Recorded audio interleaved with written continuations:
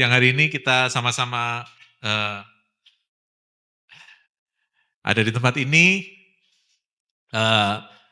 Saya sangat menikmati pujian dan penyembahan dan rasanya present worship aja deh, nggak usah firman. Oke, tapi ya it is what it is ya. Kita siang hari ini kita akan meneruskan tema khotbah yang sudah disampaikan Tena minggu lalu. Jadi minggu-minggu ini kita sedang bicara tentang cara hidup gereja yang mula-mula. Tena ingin kita kembali belajar bagaimana kita harus hidup sebagai jemaat Tuhan. Ya, bukan belum hidup sebagai jemaat Tuhan, tapi mungkin ada hal-hal yang perlu kita adjust. Karena gereja bukan hanya sekedar tentang musik, tentang praise and worship, kita dapat sesuatu dari Tuhan, tentang lighting, tentang tapi mari kita sama-sama belajar siang hari ini satu kata yang aku ambil dari ayat Kisah Para Rasul 2 ayat 44 yaitu togetherness atau kebersamaan. Yuk kita baca ayatnya. Dalam Kisah Para Rasul 2 ayat 44 dan 5 sampai 45. Dan semua orang yang telah menjadi percaya tetap bersatu. Tetap bersatu dan segala kepunyaan mereka adalah kepunyaan bersama, ya. Dan selalu ada dari mereka yang menjual harta miliknya, lalu membagi-bagikannya kepada semua orang sesuai dengan keperluannya masing-masing. Wah, luar biasa ya ayat ini. Aku bayangkan ayat ini, gimana ya kalau keadaan sekarang ya. Tapi di gereja yang mula-mula mereka tuh satu kata, tetap bersatu. Mereka bersama, kebersamaannya itu kuat banget. Kuat banget. Sampai dikatakan di ayat ini, segala kepunyaan mereka adalah kepunyaan bersama. Waduh ya, segala kepunyaan mereka adalah kepunyaan bersama. Nah, aku teringat mungkin berapa puluh tahun yang lalu ya, waktu aku zaman punya Komsel, mungkin yang tahu mungkin Timot ya, yang salah satu yang gabung bareng-bareng. Dulu itu kita karena sama-sama nggak punya ya, sama-sama nggak punya. Jadi anak-anak Komselku masih kecil-kecil, masih SMA. Kita juga yang sudah dewasa belum kerja, masih kuliah. Jadi dulu itu pokoknya kepunyaannya bersama. Jadi satu malam ada temanku Doni yang sekarang di Palangkaraya, jadi dokter, sama Victor datang ke kos itu. Enak aja kan nyelonong langsung, aku lapar nih. Ada Indomie 2, telur 2 dan itu tinggal buat anak kos itu tinggal makanan terakhirku. Makan ya udah makan.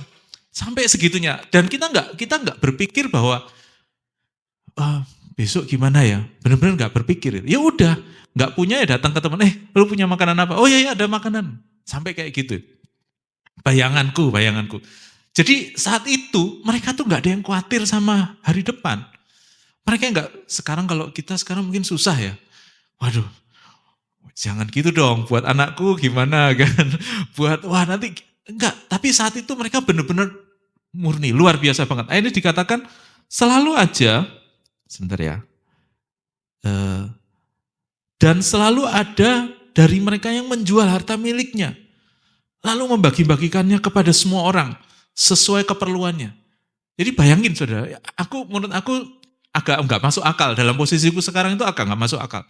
Jadi ada yang punya, temanku kasihan ya, udah kekurangan, dia belum kerja.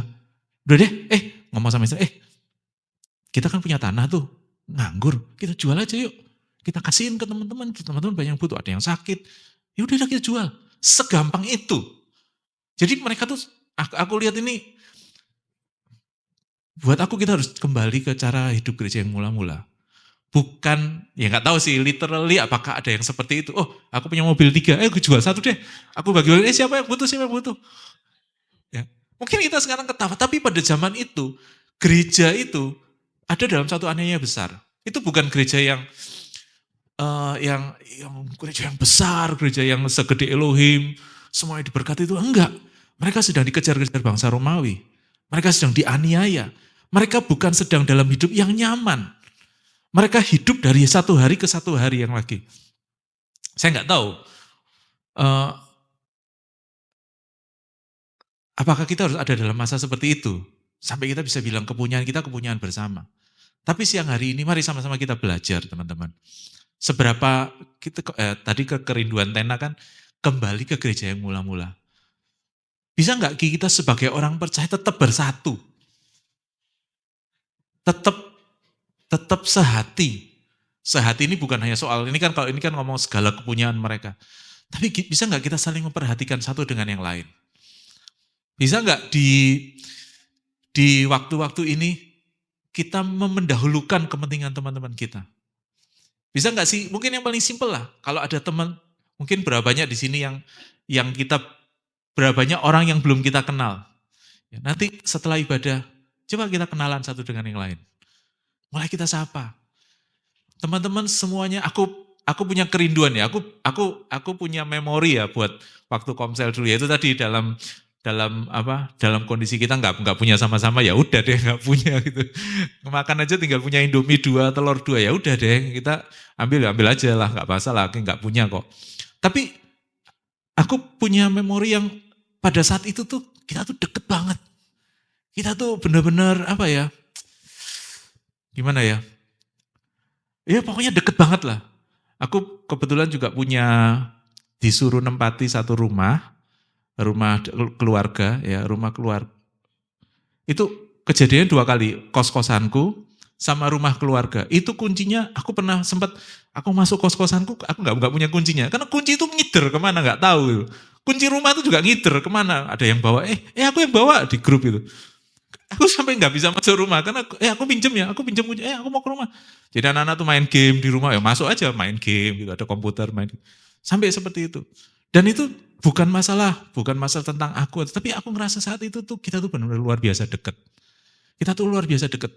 Kita benar-benar kalau ada satu anak sel group yang waktu itu ada masalah sama orang tua, dipukulin gitu, datang ke rumah itu, jadi home base-nya kan pada tinggal di situ, semua datang, semua doain. Jadi benar-benar ya aku cuman punya bayangan kecil yang bisa aku coba bayangkan dan aku mau share sama teman-teman dan itu luar biasa loh teman-teman, luar biasa banget. Nah teman-teman, aku coba lihat seperti apa sih yang mungkin ini agak susah ya, agak random ya. Aku coba lihat seperti apa sih kata firman Tuhan tentang bersatu. Next slide. Nah, aku dapat satu ayat di dalam 1 Korintus 12 ayat 12. Dikatakan gini, karena sama seperti tubuh itu satu. Tubuh itu satu dan anggotanya banyak. Dan segala anggota itu sekalipun banyak merupakan satu tubuh. Demikian pula Kristus. Nah teman-teman, sebentar ya. Lari entah kemana ini. Oke. Loading dulu. Oke. Nah, Tuhan kasih penggambaran tentang kebersatuan, tetap bersatu ini seperti tubuh. Ya, agak serem sebelah kiri gambar tubuhnya, tengkorak. Tapi seperti itu. Nah, setiap anggota tubuh itu berbeda-beda. Fungsinya berbeda. Ada yang tangan, ada yang kaki, ada yang jantung, ada yang kuku kecil, ada yang apa ya? Ada yang bulu hidung kecil. Tapi setiap anggota tubuh manusia itu fungsinya berbeda. Tetapi tidak ada satupun yang paling kecil yang nggak ada fungsinya. Ya, saya percaya Tuhan ciptakan usus buntu itu ada sebabnya. Padahal dipotong ya nggak apa-apa. Tapi ya aku nggak tahu. Tapi Tuhan pasti ciptakan usus buntu ini pasti ada sebabnya. Ya, manusia aja yang nggak tahu. Tapi yang contoh yang lebih kecil lah, yang dalam kan agak susah ya. Kuku. Kalau buat pemain gitar, kuku tuh mahal banget. Kita nggak ada kuku, sakit semua. Karena yang kena langsung kulitnya gitu, dagingnya. kuku tuh bisa membuat suara gitar tuh jadi lebih renyah gitu ya. Kalau nggak ada kuku, tumpul ya kan. Tanya aja sama Selin ya kan. Tumpul, sakit gitu kita main. Itu anggota tubuh yang paling kecil. Jadi yang aku belajar dari ayat ini adalah bahwa kita nggak bisa lihat bahwa kita ini besar. Oh, aku owner satu perusahaan multinasional gitu. Aku sih belum kerja. Enggak, kita sama. Fungsinya aja kita beda. Oke, kamu fungsinya di perusahaan sebagai pimpinan. Kamu fungsinya perhatikan, kamu doain orang-orang. Kita semua punya fungsi. Jadi jangan satupun di antara kita yang ngerasa kita terlalu besar atau terlalu kecil. Kita nggak berguna. Oh, aku penting banget. Kita semua sama. Ya. Yang kedua, aku dapat ini. Saat tubuh itu bergerak. Gerak nih, jalan. Gerak. Ke satu tujuan. Semua anggota tubuh itu bekerja dalam satu ritme. Bekerja, harmonis. Bekerja bersama-sama. Ya, bekerja sama. Kalau kita jalan, yang menjaga keseimbangan tubuh itu jempol. Ya, jempol itu penting. Coba jempol nggak ada kita pasti jatuh. Jempol menjaga keseimbangan tubuh. Terus betis itu mengarahkan telapak kaki, otot kaki untuk menapak. Terus otot paha ini untuk bergerak semuanya untuk memberi arahan. Semua tubuh, bahkan kalau yang suka lari, tangan itu kan kelihatan gini bukan gaya-gaya gitu. Ini benar-benar ada fungsinya untuk menjaga ritme tubuh. Jadi semuanya tuh bergerak bersama. Nah, bersatu tuh seperti itu. Seperti semua tubuh punya fungsi yang berbeda tapi bergerak bersama secara harmonis. Dikatakan dalam Roma 12 ayat 5 dikatakan demikian juga kita walaupun banyak adalah satu tubuh di dalam Kristus, tetapi kita masing-masing adalah anggota seorang terhadap yang lain. Kita anggota seorang terhadap yang lain. Kita saling memiliki loh. Gimana tadi kalau waktu kita melangkah, jempol yang paling kecil, jempol itu tidak mau berfungsi. Ya, kayak jempolnya diambil. Kita akan terhuyung-huyung dan jatuh. Ya, itu contoh yang paling kecil. Atau mungkin kaki nih, kepala perintahkan ke sana. Yang satu ke sini, yang satu maunya ke sana, kan lucu, jalannya kan lucu gini kan. Lucu gitu loh. Jadi kita nih bagian dari teman-teman yang lain. Nah, yang ketiga yang aku dapat soal tubuh itu nggak bisa hidup kalau nggak ada kepala. Kalau nggak ada kepala. Dan dikatakan Kristus adalah kepala. Kalau kita nggak terhubung sama Kristus, ini bersatu itu kayak selain kita saling memiliki, kita berfungsi masing-masing tapi bergerak bersama. Tapi kita harus terhubung dengan Kristus. Bukan fungsi, yang membuat tubuh itu hidup adalah kepala. Kepala itu yang akan memberi perintah. Kalau setiap kita tidak terhubung dengan Kristus, kita tidak akan hidup. Anggota tubuh yang nggak terhubung dengan kepala itu pasti mati. Dia terima otak perintahkan, jantung perintahkan pembuluh darah untuk. Kalau coba diputus ya udah selesai lah. Jadi kita harus terhubung dengan Kristus.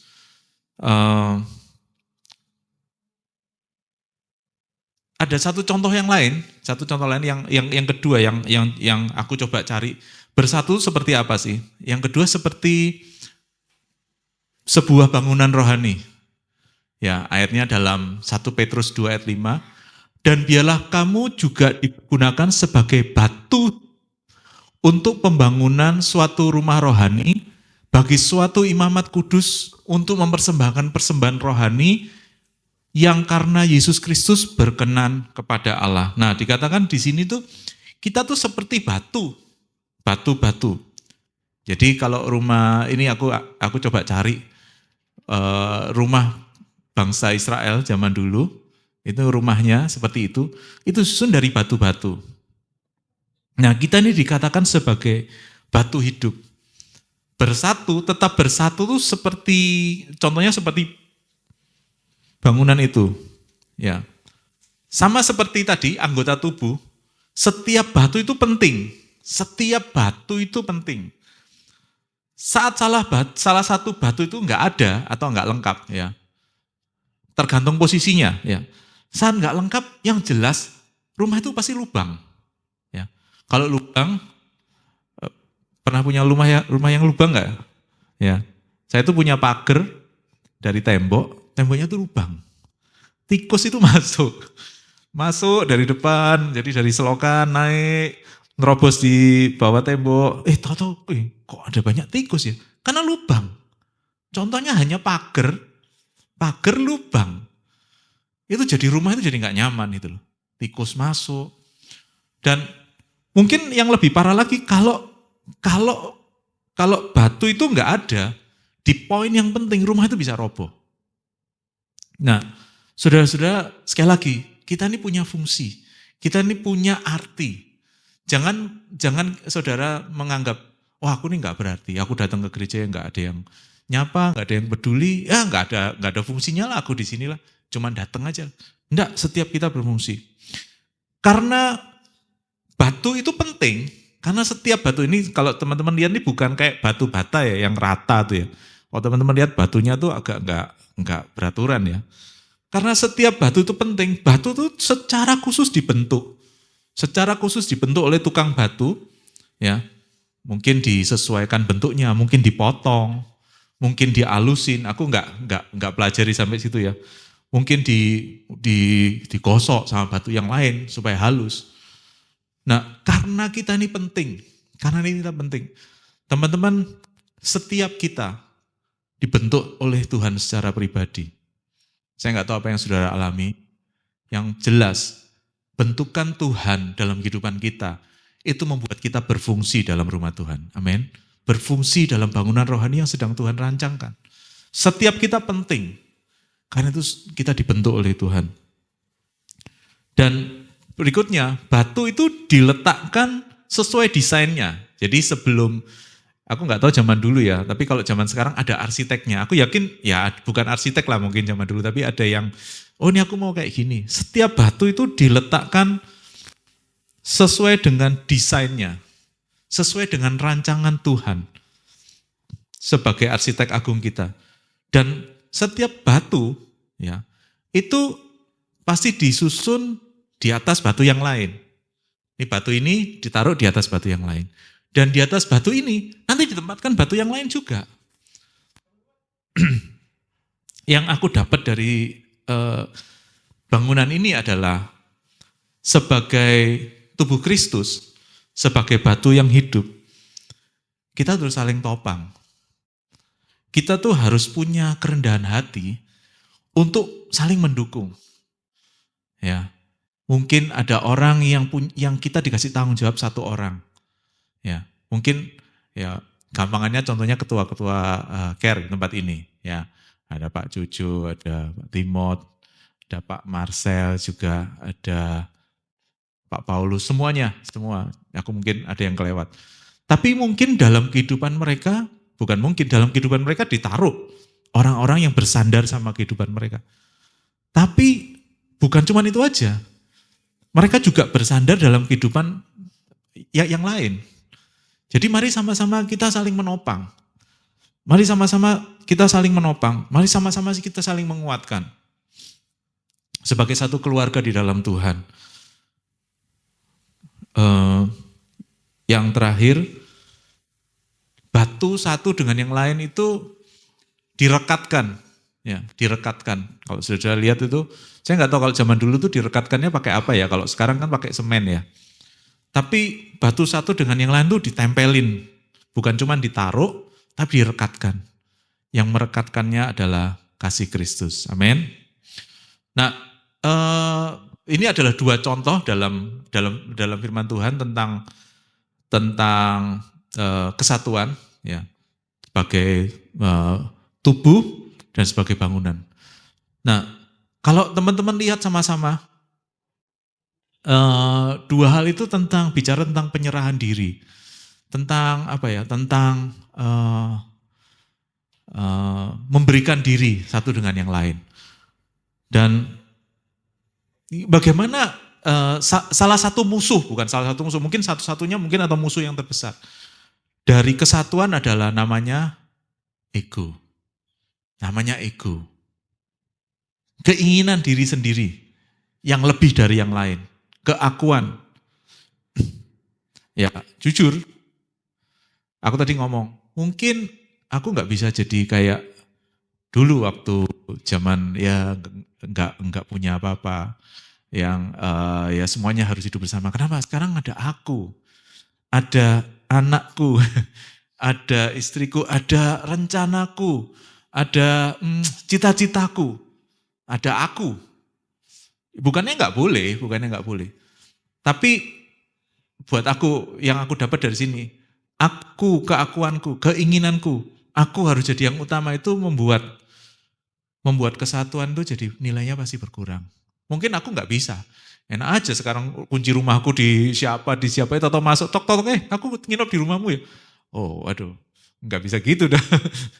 Ya, tapi luar biasanya gereja mula-mula tuh bisa. Gereja mula-mula tuh bisa. Mereka menanggalkan keakuannya begitu rupa. Aku hari ini nggak akan ya jangan nanti saudara pulang terus kok aku pinjam kunci mobilmu lah, aku pakai seminggu. Aku to be honest, jujur, aku punya keakuan. Tapi siang hari ini, mari sama-sama kita belajar menyalipkan ego kita. Amin. Mungkin nggak sempurna, mungkin belum bisa seperti gereja yang mula-mula. Mungkin kita perlu dapat aniaya dulu, kita perlu pergi, kita nggak bawa apa-apa, jadi kita bersatu. Tapi kita nggak mau kayak gitu kan. Tapi kita belajar yuk hari ini. Kita mau nyalipkan ego kita mau tanggalkan ego kita mau rangkul teman-teman kita mau sama-sama, kita mau bergandengan tangan sebagai keluarga di dalam Tuhan. Amin. Nah, yang cuman 2 hal aja yang aku dapat. Yang pertama, untuk menyalipkan ego kita, gimana caranya? Kita harus sadar siapa kita. Kembali lagi kita sadar siapa kita. Sadar siapa kita. Hari ini mungkin aku cuman bisa mengingatkan, pengingat buat kita sama-sama dalam Kolose 1 ayat 21 sampai 22. Juga kamu dahulu hidup jauh dari Allah dan memusuhinya dalam hati dan pikiran seperti nyata dari perbuatanmu yang jahat. Sekarang diperdamaikannya di dalam tubuh jasmani Kristus oleh kematiannya. Untuk menempatkan kamu kudus, tak bercela, tak bercacat di hadapannya.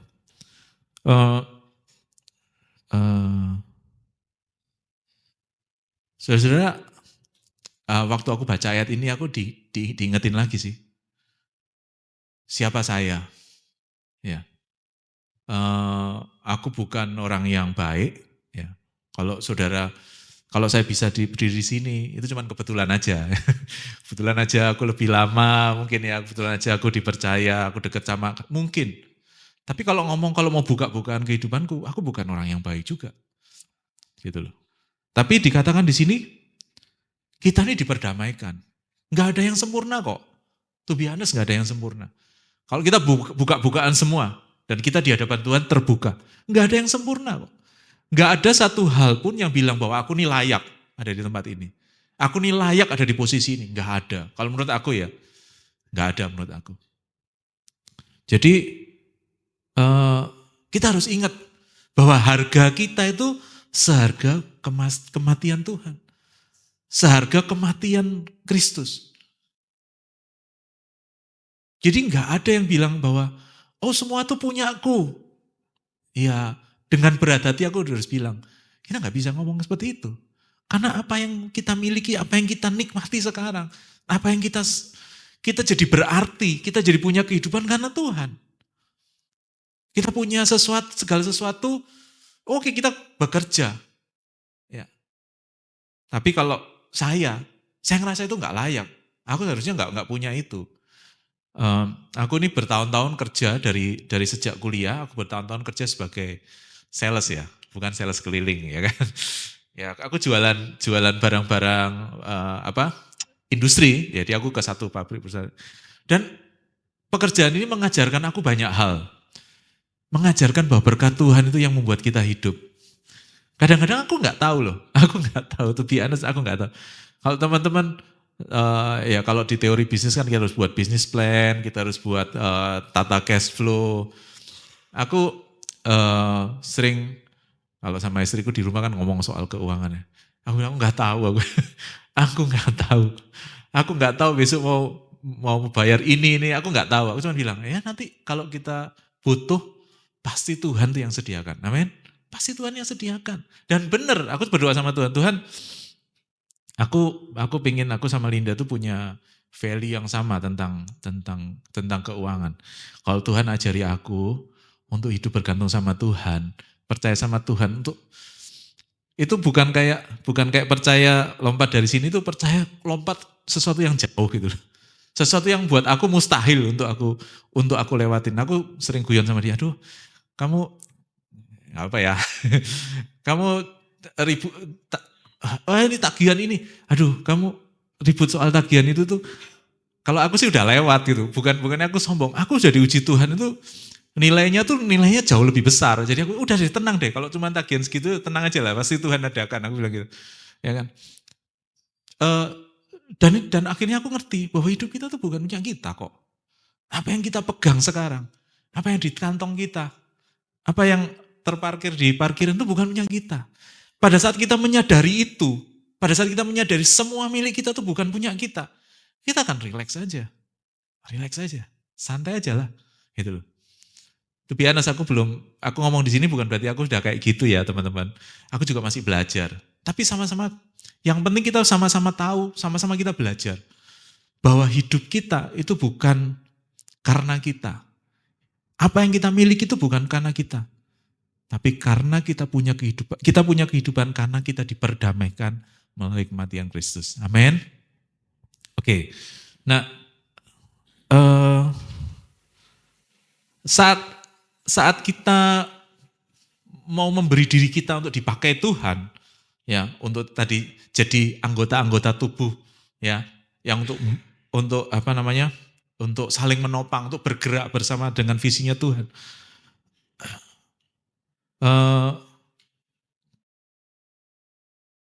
Dikatakan, saya dapat satu ayat,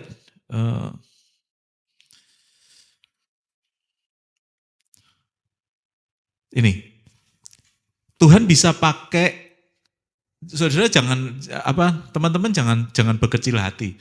Ini ada satu ayat yang luar biasa, tetapi apa yang bodoh bagi dunia, dipilih Allah untuk mempermalukan orang yang berhikmat.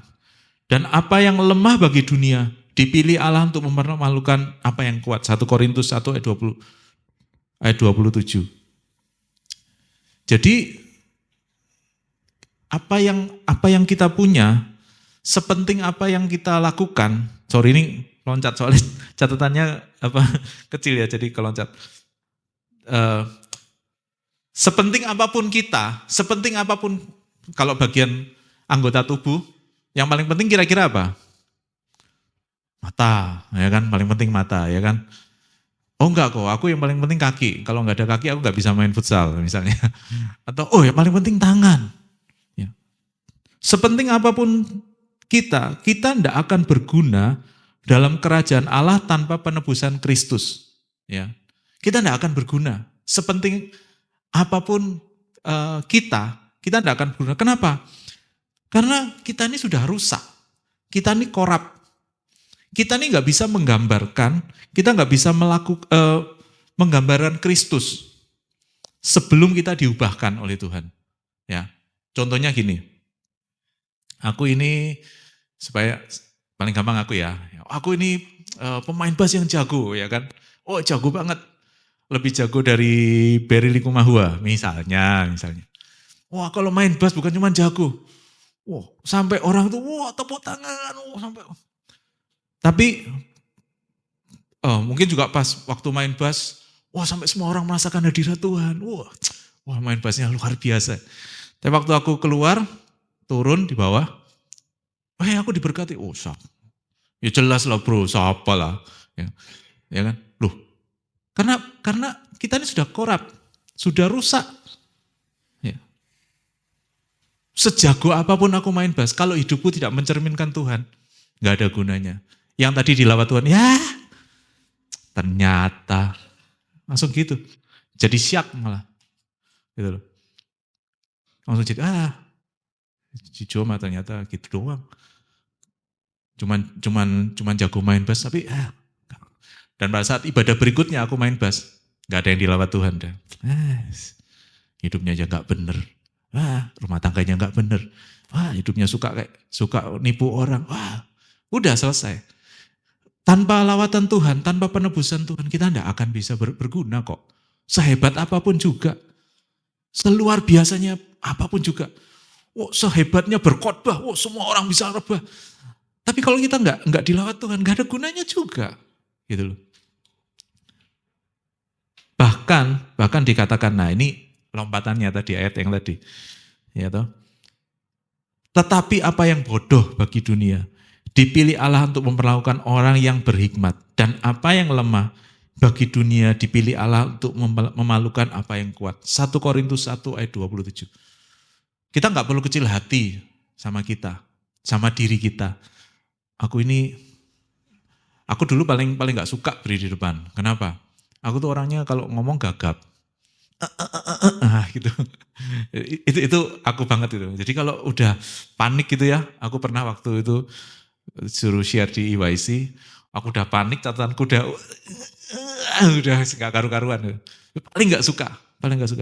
Cuman salah satu ayat yang jadi kekuatan buat aku nih bodoh Tuhan. Aku nih gak sejago si A, si B, si C, si D. Tapi aku dipakai Tuhan gitu aja. Aku cuma mau aku dipakai Tuhan. Jadi aku cerita, aku punya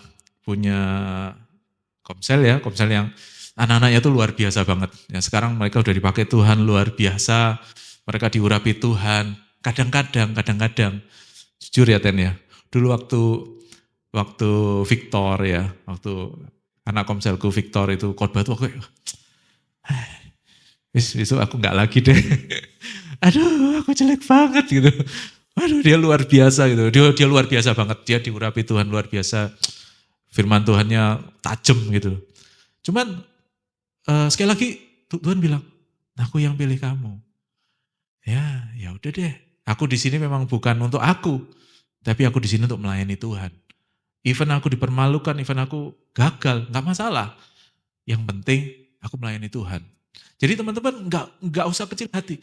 Kita harus ngelepasin ego kita yang merasa kita lebih penting dari yang lain. Atau mungkin ego itu bukan hanya soal ngomong aku lebih penting dari yang lain, bukan. Tapi ego juga ngomong aku nggak bisa deh, aku nggak bisa. Aku nggak seperti dia. Itu ego kita yang tidak mau tidak mau disentuh kelemahan kita. Jadi kita menghindar aja. Aku memang nggak bisa kok. Enggak deh, jangan aku. Sebetulnya karena nggak mau malu aja gitu loh. Nggak mau egonya kesinggung aja gitu loh. Jadi teman-teman, mari kita sadar kalau kita ada saat ini bukan karena kita hebat, tapi karena Tuhan. Apa yang kita miliki semua karena Tuhan. Dan kalau kita nggak bisa, firman Tuhan katakan, apa yang lemah bagi dunia, dipilih Allah untuk mempermalukan apa yang kuat. Amin. Jadi jangan merasa, aku nggak bisa apa-apa. Yang paling kecil pun, yang paling tadi apa ya? Kuku. Itu penting. Ya.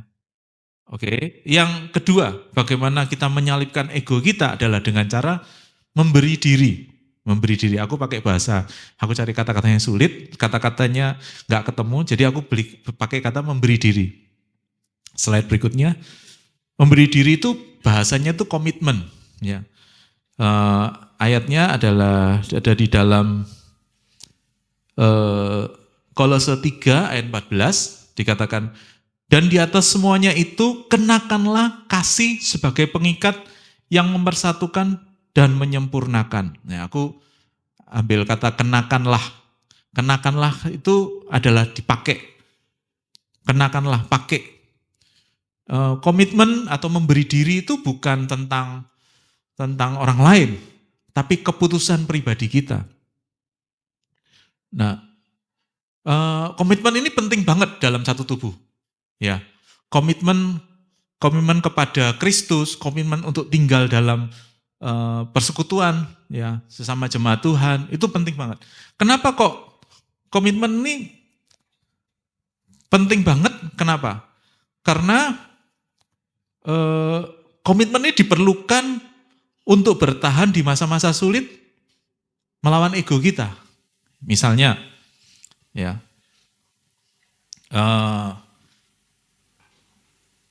kita harus komitmen meskipun kita tidak dihargai. Nah kan, kalau tidak dihargai kan ego kita mulai mau, aku udah capek-capek, aku udah luangin waktu. Siapa? Ego kita yang ngomong. Gak paten, gereja-gerejaan, gak usah. Atau mungkin tetap melayani meskipun disalahartikan.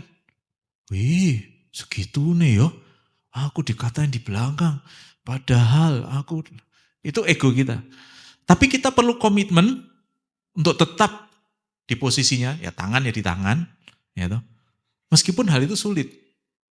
Kalau kita nggak punya komitmen, dengan mudah kesinggung, gak gereja-gerejaan, ya toh. Si itu memang itu, semua, mana si pro pembohong, katanya kasih, ya kan, dengan mudah. Kenapa?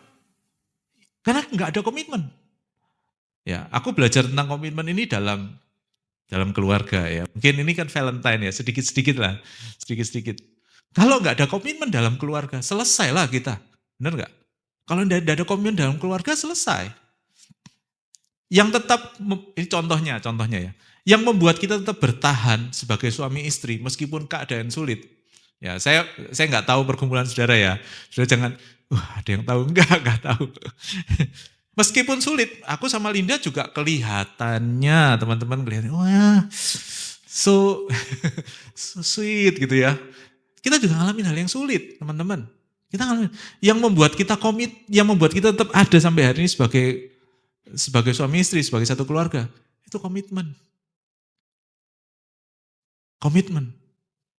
Gesekan yang keras, ketidaksetujuan. Tapi akhirnya komitmen. Yang menentukan kita tetap bertahan itu komitmen. Nah, komitmen ini dikatakan di firman Tuhan, komitmennya tuh gimana sih? Apa komitmennya tuh ngalah? Komitmennya tuh gimana? Komitmennya tuh kenakanlah kasih. Ambil keputusan. Kalau kenakan itu kayak baju ya, misalnya. Ambil keputusan apa? Kalau ada masalah, ambil keputusan, ambil baju kasih itu. Pakai. Kenakanlah kasih.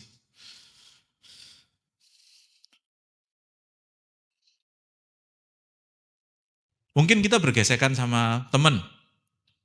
Oke, jangan teman dulu lah. Komitmen sama apa sih? Komitmen kalau di dalam tubuh Kristus, dalam gereja, dalam jemaat. Komitmen sama pimpinan, ya, sama otoritas. Ya. Saya pernah bermasalah dengan otoritas, bukan Tena, ya. Bukan Tena. Ya, waktu itu, ya mungkin zaman yang udah lama ya, tahu lah kejadiannya. Waktu itu masalah pemain musik lah. Aku tetap berusaha, sakit hati, mangkel, kecewa, tapi aku tetap berusaha datang ke gereja. Waktu itu aku sudah selesai, Jo dan kawan-kawan gak boleh main musik. Oke. Aku tetap duduk di gereja, tetap jadi jemaat, tetap nyembah Tuhan. Aku belajar tentang komitmen saat aku harus kecewa sama orang. Saat aku harus kecewa sama orang, aku belajar komitmen.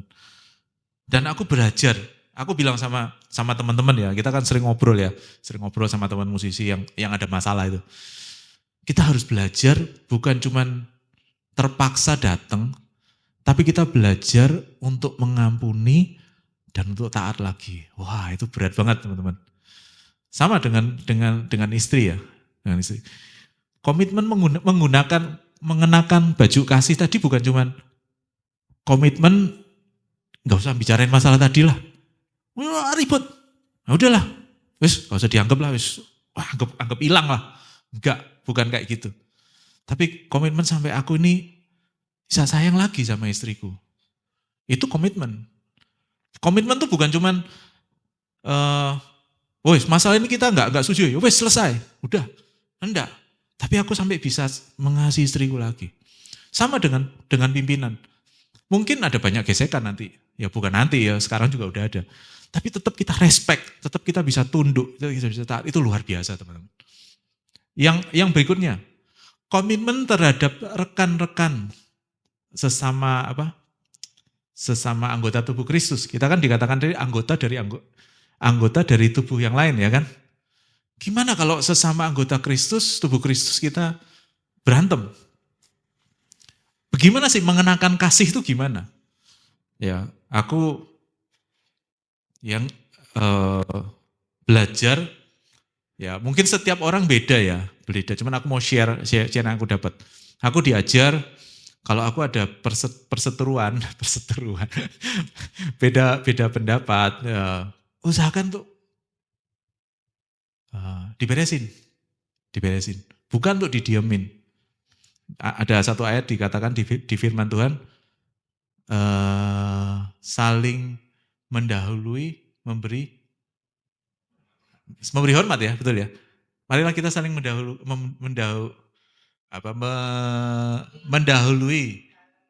dalam memberi hormat. Ya. Mendahului dalam artinya apa? Kalau suami istri, gak usah enten-entenan. Aku mana sing jak ngomong, aku mana sing minta maaf. Aduh, kapan gantian? Masuk digantian. Besok kamu, enggak. Gak usah ganti-gantian. Mengenakan kasih itu ya sudah. Aku kerasa, oke, aku datang. Sorry ya. Belum selesai nih, sorry ini belum selesai. Sorry ya. Ya kan? Mengatakan sorry dulu, itu bukan berarti kita kalah. Bukan berarti kita yang salah juga, bukan. Nah ini minta sorry, berarti kamu yang salah. Bukan. Tapi kita punya inisiatif untuk mengenakan kasih tadi. Kita datang dulu, say sorry. Mulai ngomong, mulai ngobrol, mulai beresin. Aku gak suka kamu kayak gini. Gini, ya tapi kamu juga jangan gitu ya. Bukan inti masalahnya yang kita beresin. Nanti ribut lagi pasti ya kan.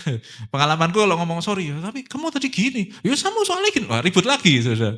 Ribut lagi. Gak selesai. Besok sorry lagi. Gak selesai. Jadi datang dengan hati. Dengan hati mau minta maaf. Karena ini kalau dalam suami istri ya. Ini pengalaman aja lah. Bukan berarti dia salah. Karena aku juga salah pasti. Ya kan? Kan hidup berdua, nggak mungkin. Aku yang benar terus, dia yang salah terus, nggak mungkin. Pasti aku juga salah. Akhirnya dia buat gitu. Semua karena kita. Nggak bisa nyalain orang lain. Yuk, karena tetangga, nggak bisa. Ya karena kita sendiri lah. Pasti kita juga punya salah. Dia juga punya salah gitu loh. Jadi kita saling minta maaf. Jadi lepaskan pengampunan. Forgive and forget ya. Lepaskan pengampunan dan melupakan.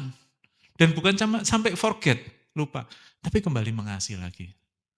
Nah ini bukan hanya di suami istri, tapi di sel grup kita. Di bisnis. Nah, biasanya kalau bisnis sama orang gereja paling males deh. Nanti kalau ribut, waduh pusing ya. Di bisnis juga, belajar kita saling mengampuni. Belajar saling mengasihi lagi. Ya. Percaya bahwa segala sesuatunya Tuhan yang pegang kendali. Amin. Percaya semuanya segala Tuhan kendali. Dan kalau kita bisa meletakkan ego kita bisa melepaskan ego kita. Yang happy itu siapa? Pasti Tuhan. Tapi berikutnya juga kita. Kita bisa mengasihi Tuhan, kita bisa menyembah Tuhan. Kita bisa datang ke gereja dengan plong. Lepas aja. Kayak datang ke rumah. Aku kepingin, aku punya kerinduan EYC Pro ini bukan hanya sekedar ibadah. Tapi kita satu keluarga. Gak ada yang gak penting di sini. Gak ada yang tidak berfungsi di sini. Semuanya nanti akan berfungsi. Semuanya akan berfungsi. Dan semuanya penting. Dan mari kita saling mengasihi. Mari kita saling memperhatikan. Mari kalau ada teman yang susah. Ya, Arif itu teman dekatku. Teman deket banget. Ya, jadi salah satu teman yang deket sama aku Arif. Mari kita perhatikan. Mari kita datang, mari kita support. Ada beberapa anak Tuhan juga yang punya baby, ya kan? Kita datang. Nggak perlu kita, oh aku care-nya dia, aku bukan care-nya dia. Nggak perlu, datang aja. Gak apa-apa, ayo kita sama-sama kumpulin sesuatu. Sesuatu yang luar biasa. Dan itu kayak surga kecil lah menurut aku. Kalau kita bisa lakukan itu. Dan dikatakan di ayat yang terakhir, di ayat yang terakhir, di Kisah Rasul 2 itu, nah, maaf beda aplikasi jadi harus Kisah Rasul 2, aku nggak siapin sih Kisah Rasul 2, ayat yang terakhir. Nih, sambil memuji Allah, ini, dan mereka disukai semua orang. Dan tiap-tiap hari Tuhan menambahkan jumlah mereka dengan orang yang diselamatkan. Amin. Saudara-saudara mau outreach, mau jangkau. Kalau diantara kita aja tidak nyaman, musuhan, ya enggak ya, kita enggak ngomong sekedar musuhan. Tapi enggak nyaman. Orang juga datang juga aras-arasan, dingin banget aku di sini enggak disapa. Tapi kalau kita bisa meletakkan ego kita tetap bersatu. Dikatakan, dan mereka disukai semua orang. Dan tiap-tiap hari Tuhan menambahkan jumlah mereka dengan orang yang diselamatkan. Amin. Puji nama Tuhan. Maaf, saya cuma share itu aja. Tidak bermaksud menggurui. Tapi saya mau ajak teman-teman semua sama-sama yuk. Sama-sama kita jadi satu keluarga. Ya, yang bersatu, yang erat. Aku percaya saat kita bersatu ada hadirat Tuhan yang Tuhan nyatakan dalam kehidupan kita. Amin.